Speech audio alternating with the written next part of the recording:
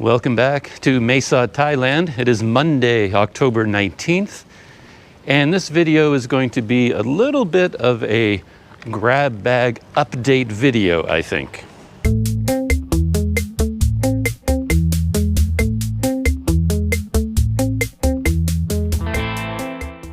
It's an update video because the situation here in Mae Sot has changed quite a bit and very quickly. As far as I understand things, Mae Sot is back in lockdown. There was that situation about a week ago where a truck crossed the border from Myanmar into Thailand to make deliveries and do pickups at the local market. And then the driver tested positive for the coronavirus.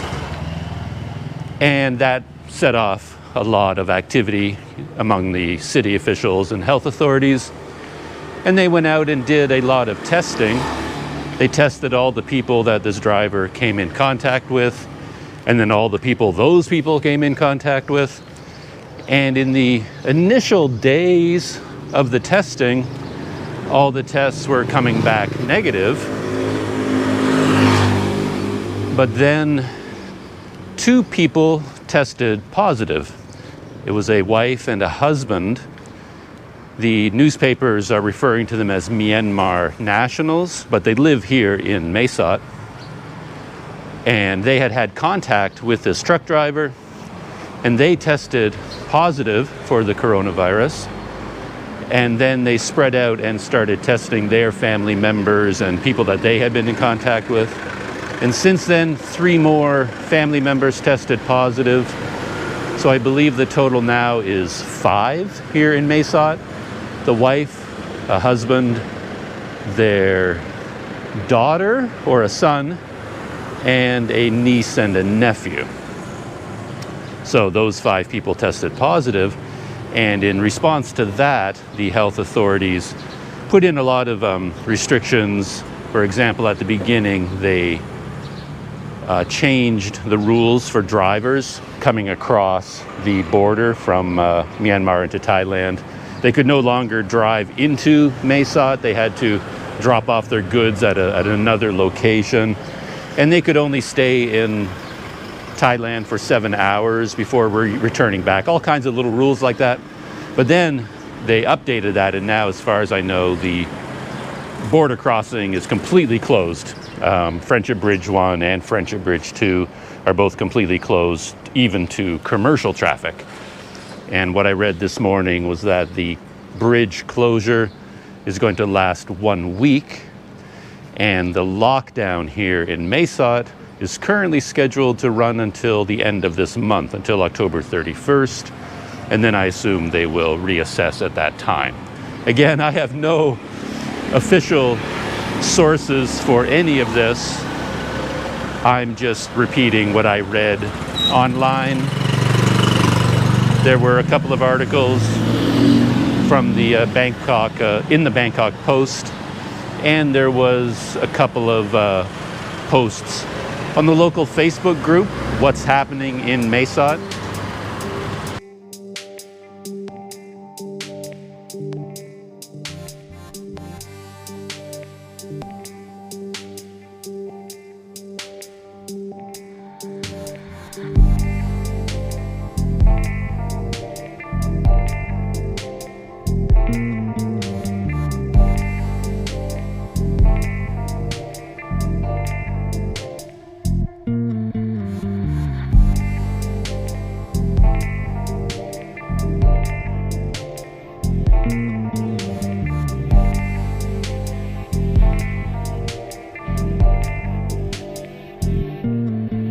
I just double-checked the article in the Bangkok Post, and it says that the 3 additional people, in addition to the wife and the husband, were a daughter, a niece, and a nephew. I'll read what the article says. The cases in Mae Sot District, the busy border town in Tak Province, are family members of the Myanmar couple who tested positive for the novel coronavirus last Tuesday. The Center for COVID-19 Situation Administration said. The 3, a daughter, a niece, and a nephew of the couple, were treated at Mae Sot Hospital. They tested positive on Friday, and confirmation tests were conducted on Saturday before the report was sent to the center. So those are the people here in Mae Sot that tested positive, and that prompted the citywide lockdown. I find it interesting that they called Mae Sot the busy border town in Tak province. In the past, I also would have called it a very busy town, but of course, in the current situation, it's not quite as busy as it once was, especially now that things are back in a kind of a lockdown, at least temporarily.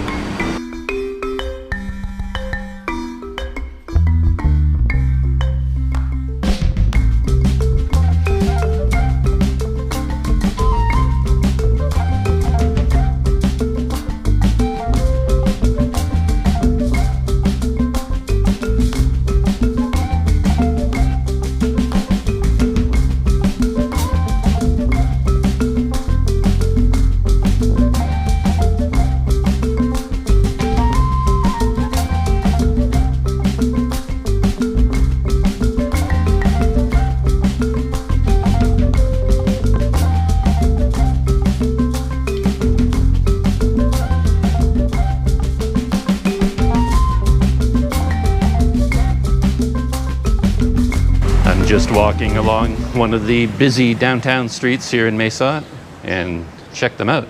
All of my buddies from around the city have kind of gathered in one place.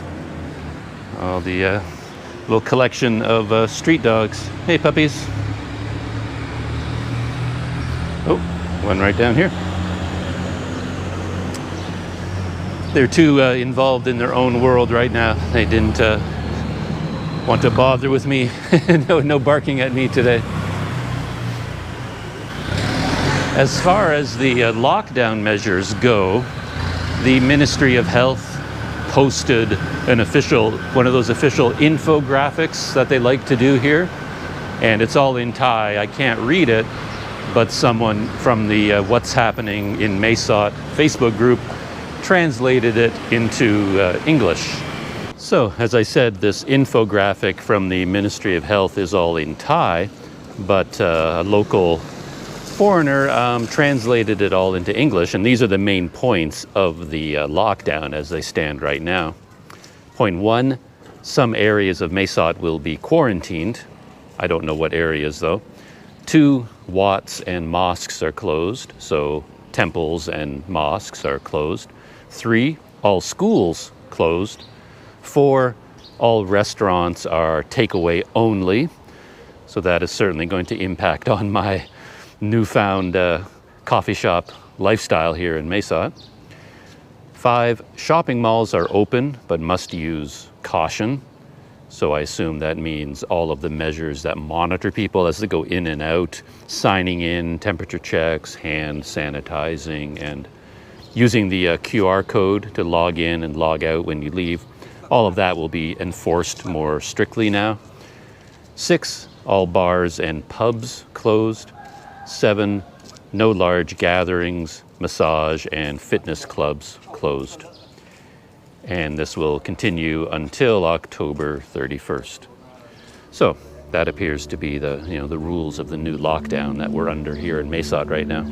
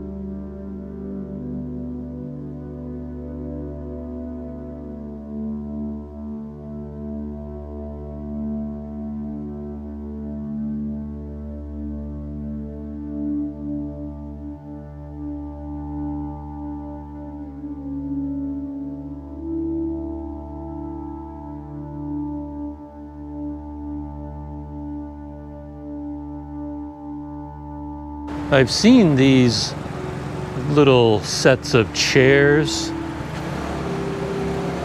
in various places around Mae Sot, and I always assumed it had something to do with the police, that they could sit here and monitor traffic, but I don't really know. But I just noticed for the very first time that the roof of these things is made to look like a baseball cap. So it's meant for protection from the sun and rain, and appropriately enough, it if you look at it, it has the brim and the shape of a baseball cap. There you go. Never noticed that before. I never see anyone official sitting in them, but I imagine they have quite an interesting history. I wonder how many years they go back when they were put in place, and I assume they were done by the traffic police and were placed at intersections, because this would be quite a busy intersection, I think. And I imagine this label, this badge on the top, I'm guessing that that is a badge from the police department. But the thing I noticed about them is that the roof is actually shaped like I called it a baseball cap last time, but maybe it's more like a helmet. Is that meant to be a police helmet with the badge on the front? I have no idea. Anyway, interesting little piece of Myanmar, or not Myanmar, piece of Mae Sot history that I guess were once in use, and then they're not used anymore, but they're still here. I have seen local people just sitting in here to get out of the sun and then enjoy a cold drink or something. So that's kind of interesting. A bunch of related stories concern the border between Thailand and Myanmar. Because of this situation and the rising infection rates in Myanmar, there's a lot more concern about the border between the two countries, which is rather porous, they call it. A lot of it, there are no border barriers of any kind. People can just walk across the river or even walk across the land in some places and move from one country to the other. And people would quite often do that if they didn't want to go through the official checkpoints, if they're working illegally in one country or the other, or something like that. But now, of course, they're cracking down a lot more and putting in a lot more patrols along the border. And one article I saw this morning, it's kind of interesting. The local police here in Mae Sot discovered 12 women. They were Thai women who had crossed illegally from Myanmar back into Thailand, of course, back into their home country. And again, according to the article, they were working in Myanmar and they wanted to return home, but they couldn't because the border was closed. And they decided to take a chance, and they paid someone to ferry them across the river on a boat. And then they were discovered hiding in kind of a remote area in some, a forest or in some trees, discovered by border patrols. And then they were transported to the police station and then to the hospital for testing. But what jumped out at me about the story was that the border patrol found them because as they were walking along the river and patrolling that area, they came across some muddy footprints, but not just footprints, they found tracks in the mud from wheeled suitcases, because these women they had their luggage with them, and after they crossed the river, they were walking through the muddy riverbanks, pulling their suitcases behind them with the wheels, and those left perfect tracks in the mud, and of course led the border patrol right to them. They just had to follow the wheels, the tracks left by the wheels in the mud. I thought that kind of made me smile.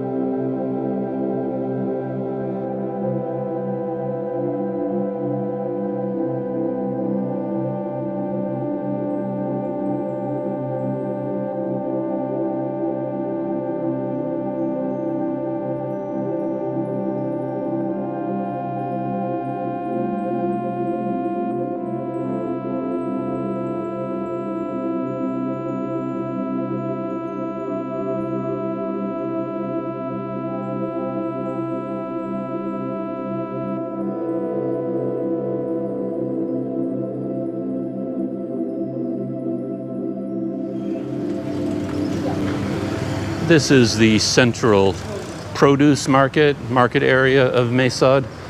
I forget the name of it, but its center is this large structure off to my left. And again, don't quote me, but I believe it was somewhere around here that the truck driver from Myanmar was delivering and picking up goods. I didn't intend to come here, actually. I was just sort of walking down the street because I spotted a smartphone shop, and I've been looking at picking up a new smartphone, and I just happened to end up down here by the market. But I was curious to know if there were more restrictions here, if there was checkpoints on the streets around the market, but no. I can see that they did rope off the access to the market, and that funnels people to a main gate, and when they go through that gate into that market building, they have to sign in on a book and I assume have their temperature taken and sanitize their hands and things. But there is not a lot of evidence of anything out of the ordinary here in the market area and on this narrow market street. So, yeah, the businesses themselves are still operating as normal. The lockdown seems to disproportionately affect only cafes and restaurants, which is kind of interesting. But just for fun, I spotted this little street over here I've never been down before. Just going to see where it leads. There it is here.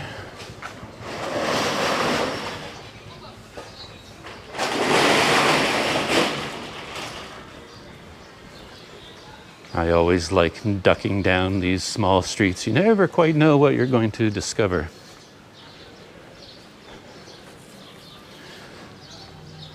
Sometimes nothing of great interest, but it's always interesting to see a new neighborhood. And you get off the main street and you can slow down a little bit and take a closer look at things that you see quite often. These I find quite interesting. The way motorcycles have been adapted and rebuilt into a transportation vehicle. So you've still got a motorcycle on the back, and then they've mounted this almost like a wheelbarrow on the front, like a big market barrow. Huge wheels on that, actually. I'm surprised that the wheels are so big. Maybe this thing is designed to carry a lot more weight than I realize. But yeah, it's interesting to look at the controls. I haven't taken a close look at these before. I've got the hand grips from the motorcycle handlebar, one right there. And then I assume that's the throttle. And then over here is the other one with all of the signal lights and horn and things like that. Yeah, it's quite interesting. It's a Yamaha.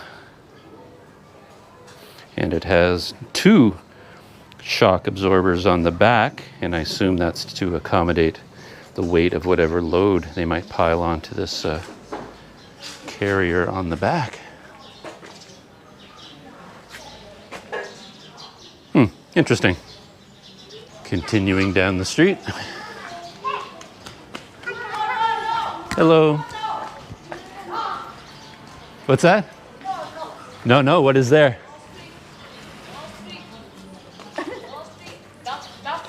Dog? Ah. Oh, he's dangerous? He'll bite? Okay. The local people are warning me not to go down this street, and I guess it's because of that dog. They say he's quite dangerous and will bite me. Oh, and there's another one there. I think there's 2 over there. But I will listen to that. I don't see anything much of interest back there. So I will turn around and go back.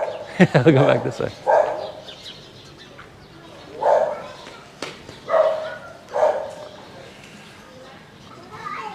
Oh. He's actually following me. And the kids ran away. That's another funny aspect to being overseas, I find. For me, personally, I would have just kept walking down that street. I'm not worried about those dogs. They're not going to attack me. They might bark at me, but because the local people made such an effort to keep me safe and warn me not to go there, I feel like it's rude not to take their advice. So I did not continue. I just saw the dogs and turned around and came back. So it's not that I was scared of the dogs, but it's kind of polite to listen to local people when they give you advice. Makes them feel like they helped me out. Then again, who knows? Maybe there were 20 dogs lying in wait for me back there and I would have been torn apart. Yeah, maybe local advice was good in this case. I guess I'll never know.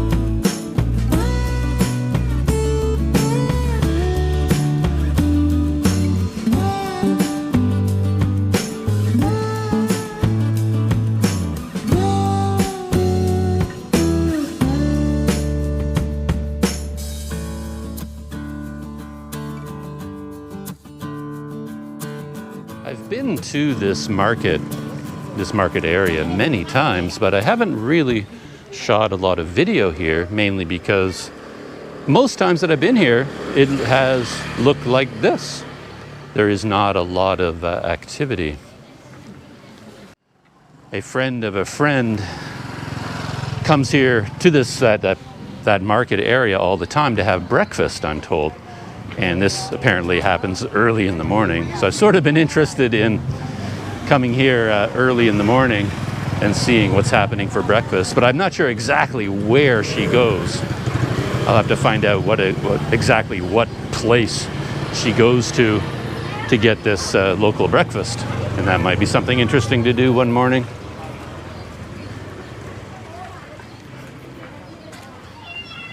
The other day, I walked by this coffee shop and made a mental note to come here sometime. But I don't know if it's possible to sit inside and drink coffee, or if it's only takeaway for all coffee shops.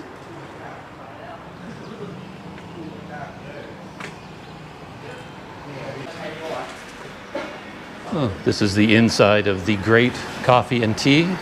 They have a nice counter there, and a nice assortment of seating. A little table over here, sofa over there, and then they make all the standard hot and iced teas and coffees. Yeah, looks like a nice place. And informal seating out here by the bricks. Unfortunately, because of the lockdown, I can only get takeaway coffee. That's why you see so many motorcycles out front. All the Panda Express delivery guys are very busy again all of a sudden, delivering not only meals but drinks. They're just zooming all over Mae Sot, delivering snacks, meals, and drinks to everybody in the new lockdown. I was going to continue walking behind me on this main road that heads off towards Borderline and Braverly Cafe, two of my favorite places. I was just curious to see whether they were open or whether you could sit down there to have a drink or something. But if the Great Coffee has only takeaway, I'm pretty sure Braverly is also takeaway only now. And that's unfortunate for me and my cafe lifestyle, as I said. Ay, ay, ay. Well, I might have made a friend here on the street.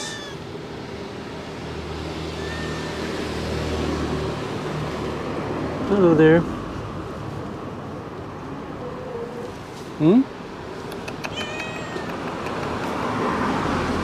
I always feel bad because these cats or whatever, they always want something to eat, of course. They want food, but I don't have food to give them. I just have lots of love. Hey, kitty. Yeah. Yeah.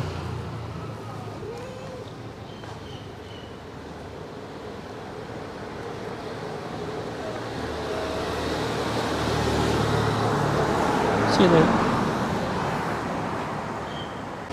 Here's another one of these stations. And this one still has a little bit of a sign on it. Oh, look at that. It says Police Box by Major Network Company Limited. So it is an official police box. And as I said, I don't seem to be in use by the police anymore. But they're still all over the city. Just like this one here.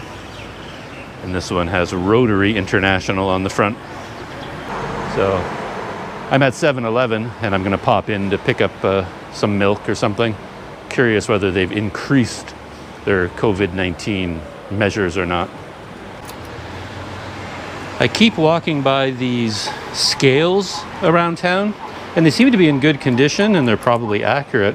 And I keep thinking I should weigh myself. I have no idea if I'm skinny or fat or what's going on. I don't even have a frame of reference either, because I'm not sure what I'm supposed to weigh regularly. But let's see if we can figure this out. One bot. Oh, it's a BMI measuring scales. And I guess we put in one bot first and then step on it?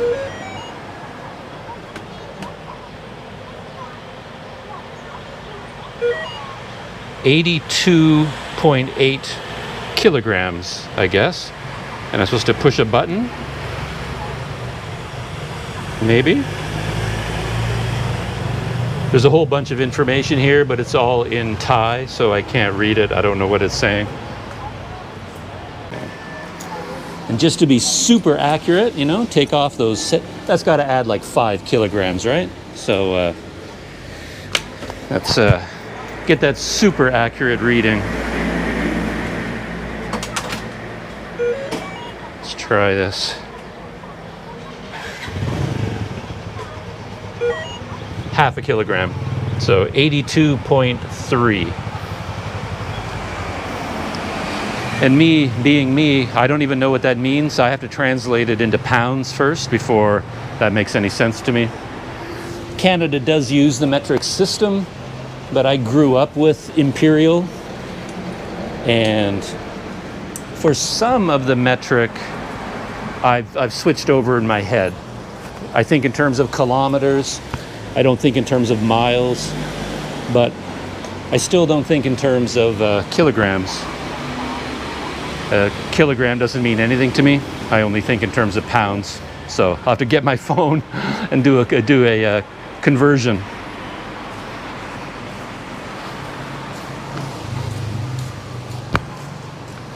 I did the conversion on my phone, and apparently I weigh 181 pounds, basically. I use this program. I really like it a lot, an app called Unit Converter. I've had it on my phones ever since I bought a phone, and I use it constantly because it can convert almost anything to anything else. It's a free app called Unit Converter. It's one of the best conversion apps I found. Anyway, unit converter tells me I weigh 181 pounds. And considering my height, that seems okay. That's certainly not terribly overweight for me. I have noticed that my pants do get a little bit tight around the waist these days because I don't get as much exercise as I used to. So I wouldn't mind toning up a little bit around my midsection, but I'm not worried about that kind of weight. 181 pounds is fine for me, I think. Just need to switch some of this stomach fat for muscle. But that's not going to happen while I'm just sitting around drinking iced coffee. So that's it for my little errand run. While I was out walking around chatting with you, I also went to the bank and I went to the store and I did some shopping. I just didn't film any of that. At 7-Eleven, by the way, because of the lockdown, they didn't seem to have changed the measures very much, if at all. Everything was the same. The only difference was that before the guy handed me my change, he made me hold out my hands and then he squirted my hands with some sanitizer and then I had to rub my hands. I'd already done that when I entered the store, of course, but before he handed me my change, this hand-to-hand contact, he sanitized his hands and then he sanitized mine. And I guess that's a new temporary measure, I assume, because there's no way they can keep that up for very long. Anyway, I'm back at my guest house. And one funny thing I forgot to mention, I was going to mention it, is that I feel kind of lucky because the day before the city went into lockdown again and all the restaurants closed, I did go to Borderline and I had a last meal at Borderline. And I filmed a little bit of that. So after the credits of this video, I will stick in a little snippet of my last meal at Borderline before the lockdown came back into place. So here we are in lockdown in Mae Sot, and I'll see you in the next video.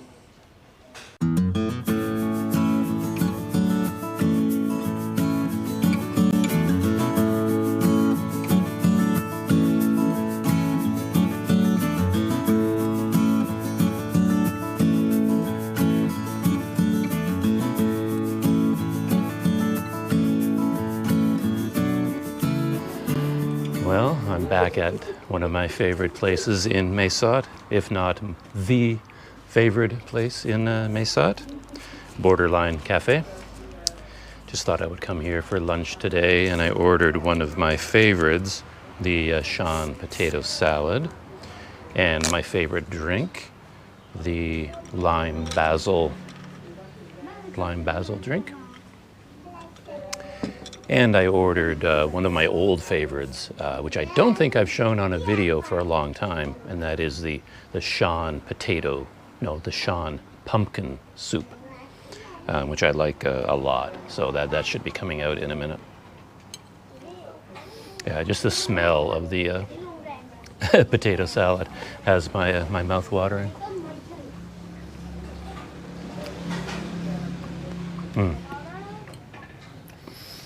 It's so good. There's just so much flavor in this. And as I've said, being of sturdy Dutch heritage, potatoes, I have a real soft spot in my heart for potatoes.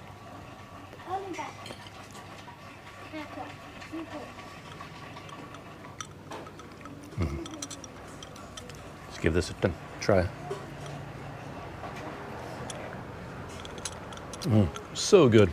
It's just such an unusual flavor. It's not something in my previous life, you know, like my pre-Mae Sot, pre-Borderline life. It's not a drink I would normally order. Something green, something basil lime based. But since I had it here the first time, I just fallen in love with it. I like it so much.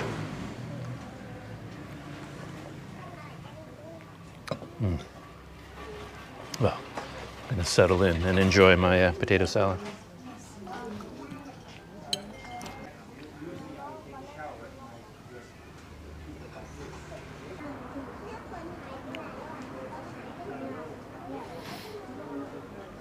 My Shan pumpkin soup has arrived. It looks a bit different from the other times that I've ordered it. The other times it had a kind of a more orange color. So I'm guessing that they make the soup based on what squashes are available, you know, what is in season right now. And maybe the pumpkin soup from before used a different squash. But I'm sure this one is very tasty. I'll have to give it a try. All right, let's give this Shan potato soup a try. No, I keep calling it potato soup, but it's pumpkin soup.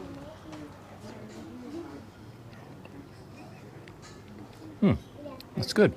It is different though. It's a different recipe from what I've had here in the past. The Shan style pumpkin soup I had before was a lot thicker. And yeah, I said kind of a different color and a different flavor. So this is a different, new recipe for them.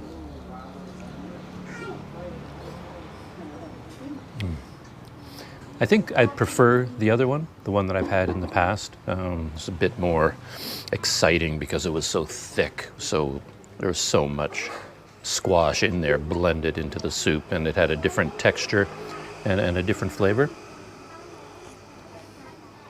But this is also, yeah, it's also quite good. So no complaints, really.